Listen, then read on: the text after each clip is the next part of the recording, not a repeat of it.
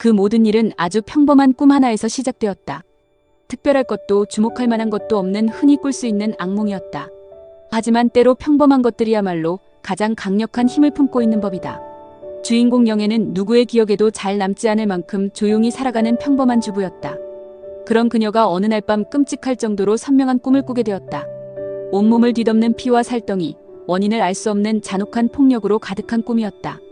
그리고 꿈에서 깨어난 그녀는 마치 세상에서 가장 간단한 결정을 하듯 고기를 먹지 않기로 했다. 그 단순한 선택 하나가 결국은 그녀와 그녀, 주변 사람들의 삶을 뒤틀어 놓을 거라고는 그 누구도 짐작하지 못한 채. 채식주의자는 3개의 장으로 구성된 작품이다. 첫 번째 장에서 이야기를 전하는 것은 영애의 남편이다. 그는 평범하고 안정된 일상이라는 테두리 속에서 살고 싶어한다. 아내의 갑작스러운 변화를 그는 이해하지 못한다. 그렇다고 적극적으로 이해하고자 애쓰는 사람도 아니다. 오히려 그는 그런 변화가 일으키는 미묘한 균열을 불편하게 여길 뿐이다. 아주 소극적인 방식으로 마치 문제가 없다고 믿고 싶어하는 사람처럼. 두 번째 장의 중심에는 그녀의 형부가 등장한다. 그는 영상예술가로서 어느 날 우연히 영애에게서 기묘한 영감을 얻는다. 그는 그녀의 몸을 캔버스처럼 바라보고 그녀와의 관계를 통해 극단적이고 기괴한 예술작품을 만들어 나간다. 그의 작업은 아름다우면서도 어딘지 모르게 위태로운 분위기를 자아낸다. 경계선을 살짝 넘어선 것 같은 긴장감, 금기와 욕망이 묘하게 뒤섞인 채로 그는 한 발짝씩 돌이킬 수 없는 길로 나아간다. 마지막 장에서는 영애의 언니 이내가 화제가 된다. 그녀는 여동생의 극단적인 선택과 변화를 바라보면서 점점 자신의 삶과 내면을 돌아보기 시작한다. 평범한 삶이라는 것이 얼마나 얇은 얼음 위에 서 있는지, 그 아래로 얼마나 깊은 어둠과 고독이 숨어 있는지를 천천히 깨닫게 된다. 이 이야기의 중심에서 정작 영애는 침묵으로 일관한다. 그녀는 끝까지 자기 자신의 목소리를 내지 않는다. 독자들은 마치 유리병 너머에 있는 그녀를 조심스럽게 지켜보는 듯한 느낌으로 그 빈자리를 채워나간다. 소설의 문체는 담담하고 간결하다. 하지만 그런 간결함 속에는 일상 아래 깊이 잠들어 있는 어둡고 조용한 불안이 깔려 있다. 주인공의 채식이라는 선택은 단지 식습관의 문제로 그치지 않고 인간과 사회 내부에 잠들어 있는 폭력성과 억압을 상징적으로 드러낸다. 영애의 아버지가 딸의 입안으로 고기를 억지로 밀어넣는 장면은 일상 속에 숨어있던 폭력의 민낯을 무심히 보여준다. 그렇게 평온하고 일상적인 삶의 표면 아래 감춰진 어두움이 조용히 드러난다. 또한 이 작품에서 몸은 단순히 육체적 존재를 넘어서서 정신적이고 상징적인 의미를 지닌다. 영애는 점점 자신의 몸을 식물처럼 변화시키려고 한다. 먹는 것과 욕망을 거부하고 육체의 한계를 넘어 다른 존재가 되고자 애쓴다. 마치 현실로부터 벗어나 어디론가 깊고 내밀한 곳으로 나아가려는 듯이. 몸은 그녀에게 억압의 상징인 동시에 해방을 향한 마지막 수단이 된다. 소설은 끊임없이 몸이라는 주제를 통해 인간 내면 깊숙한 곳에 숨겨져 있는 욕망과 금기의 경계를 탐색한다. 이 이야기의 인물들은 모두 얼핏 보면 너무나 평범하다. 그러나 그들 각자의 내부에는 말할 수 없는 어둠과 복잡한 욕망이 자리 잡고 있다. 영애는 가장 극단적인 모습으로 그것을 드러내지만 주변 인물들 역시 그녀의 변화를 통해 자신이 품고 있던 내면의 진실과 마주하게 된다. 가족이란 이름으로, 사회라는 이름으로 가려졌던 것들이 어느 순간 거짓말처럼 선명히 드러나게 되는 것이다. 채식주의자가 말하고자 하는 것은 명확하지 않다. 폭력과 억압, 그리고 그것을 벗어나려는 필사적인 노력에 대한 이야기이지만 소설은 이를 쉽게 해결하거나 뚜렷한 결론을 내리지 않는다. 대신 독자에게 조용히 질문을 던진다.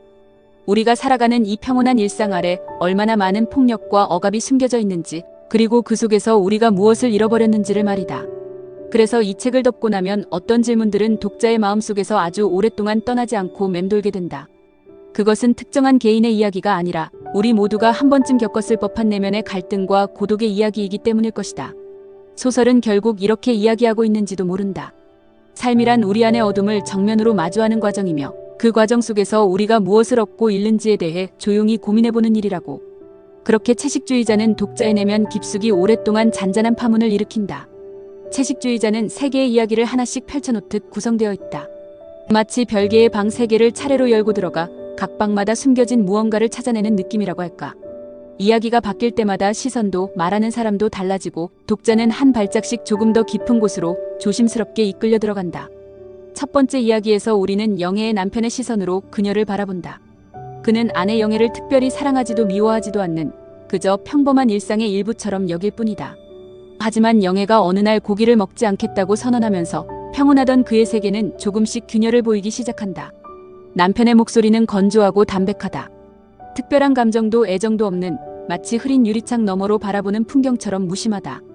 오히려 바로 그 무심함이 이야기의 미묘한 긴장감을 만들어낸다. 독자는 그 무관심한 시선을 통해 영애라는 인물의 변화에 서서히 다가가게 된다. 두 번째 이야기로 넘어가면 시선은 영애의 형부에게 옮겨진다. 이곳에서 독자는 좀 더 내밀하고 위험한 욕망의 영역으로 한 걸음 들어서게 된다. 영상예술가인 그는 영애의 몸 위에 신비로운 꽃의 무늬를 그리겠다는 욕망에 집착하기 시작한다. 그가 느끼는 욕망은 마치 어두운 숲길처럼 은밀하고도 매혹적이다. 형부의 시점에서 서술되는 이 부분은 섬세하면서도 어딘가 불안정한 긴장감을 품고 있다. 독자는 그의 욕망을 통해 인간의 내면 깊숙이 숨겨진 금지된 충동과 불안을 자연스럽게 느끼게 된다. 세 번째 이야기는 영애의 언니 이내의 시점에서 전개된다. 이 마지막 방에서 독자는 그녀의 조용한 독백을 듣는다. 이내는 가족이 서서히 붕괴되는 과정을 지켜보며 말없이 고통을 사귀고 있다. 그녀의 내면에는 설명할 수 없는 슬픔과 죄책감, 혼란이 소리 없이 쌓여 있다. 영애가 스스로 파괴적인 선택을 할수록 이내는 자신의 삶과 내면을 깊이 응시할 수밖에 없게 된다. 이 마지막 장을 통해 독자는 마침내 이 소설의 깊은 질문에 도달하게 된다. 채식주의자의 서사적 매력은 무엇보다 주인공 영애가 스스로의 목소리를 단 한 번도 직접 들려주지 않는다는 점에 있다. 그녀는 마치 빈 공간처럼 존재하고 주변 인물들은 그 공간을 각자의 욕망과 슬픔, 집착으로 채운다. 독자는 그녀의 마음을 직접적으로 알지 못한다. 다만 그녀 주변 사람들의 시선을 통해 영애의 내면을 추측할 뿐이다. 이 빈 공간은 이야기가 끝난 후에도 오래도록 독자의 마음속에서 메아리처럼 울려 퍼진다. 소설의 문장은 차분하고 간결하다. 감정이 절제되어 있고 어떤 때는 차가울 정도로 담담하다. 그러나 그런 차가움과 담담함 아래에 숨어있는 감정들이 있다. 그것은 쉽게 드러나지 않지만 분명히 거기에 존재한다. 작가는 감정을 직접적으로 표현하지 않고 오히려 감정이 없는 듯한 말투로 이야기한다. 그런 문장들은 독자의 마음속으로 천천히 흘러들어가 마치 깊고 차가운 물속으로 서서히 침잠하는 듯한 느낌을 준다. 결국 이 소설의 독특한 힘은 바로 이런 다층적인 구조와 차분한 문체의 결합에서 나온다. 영애라는 인물을 중심으로 이야기는 인간 내면에 숨겨진 폭력, 억압, 그리고 자기 파괴적 충동을 조용히 탐색해 나간다. 하지만 지나친 감정의 표현이나 과장된 설명은 없다. 소설의 문장들은 담담하고 간결하게 계속해서 이어지고 독자는 그 문장들 사이의 공백에서 진정한 감정을 느낀다. 그것은 우리가 누구나 마음 깊숙이 품고 있는 외로움과 공허일지 모른다. 채식주의자를 다 읽고 나면 어떤 질문들이 마음속에 남는다. 소설이 말하지 않은 부분, 결코 말할 수 없었던 부분들이 독자에게 조용히 말을 걸어오는 것이다. 그 질문은 아마도 오래도록 우리 곁에 머물러 있을 것이다. 그리고 그 질문들은 소설을 덮은 후에도 계속 우리에게 무언가를 묻는다. 그것은 바로 독자 스스로 자신의 내면 깊숙한 곳으로 걸어 들어가게 하는 힘이다. 한강의 문체는 고요하고 간결하다. 얼핏 보면 담담하고 차가운 물결 같지만 그 아래로는 숨겨진 긴장감이 소리 없이 흐른다. 채식주의자에서도 작가는 짧고 단정한 문장을 사용해 독자의 마음속에 강렬한 이미지를 남긴다. 그 문장들은 담백하고 절제되어 있어 감정을 겉으로 드러내지 않는다. 하지만 바로 그 절제가 이야기에 묘한 힘을 준다. 예를 들어 주인공 영애가 꾼 악몽을 묘사할 때 작가는 담담하고 객관적인 표현으로 그 장면들을 그려낸다. 꿈속의 피와 살덩이, 그리고 끔찍한 이미지들은 놀랍도록 건조하게 전달된다. 그런데 이상하게도 그런 담담한 문장들이 독자의 마음속을 깊고 날카롭게 파고든다. 마치 어떤 어두운 방의 문을 조용히 열고 들어갔다가 그곳에서 쉽게 나올 수 없게 된 것 같은 느낌이다. 이러한 스타일은 이야기의 전개 방식에도 영향을 미친다. 소설의 시작은 평범하고 조용한 가정의 일상적 모습이다. 하지만 영애가 악몽에 시달리기 시작하면서 현실의 경계가 조금씩 흐려지고 일상은 점점 기이하고 몽환적인 빛깔을 띠게 된다. 흥미롭게도 작가의 문체는 여전히 차갑고 담백한 채로 머물러 있다. 현실과 환상이 뒤섞이고 모호해지는 순간에도 문장은 결코 흥분하거나 동요하지 않는다. 마치 그것이 지극히 당연한 일인 듯 아주 자연스럽게 이야기는 계속된다. 작품에 자주 등장하는 상징들 역시 이런 문체와 밀접히 연결되어 있다.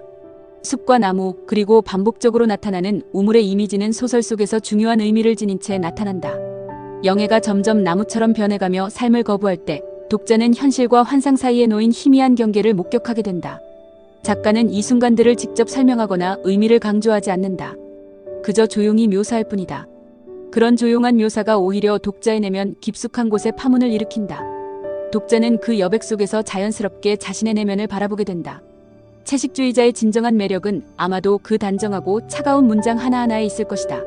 화려하지도 과장되지도 않은 문장들이 마치 가랑비에 젖듯 독자의 마음속으로 천천히 스며든다. 책을 덮은 후에도 그 문장들은 오랫동안 머릿속에서 조용히 맴돈다. 그리고 문득 일상 속에서 자신의 내면과 마주치는 순간 어쩌면 독자는 이 소설을 읽기 전과 조금 달라져 있을지도 모른다는 생각을 하게 된다.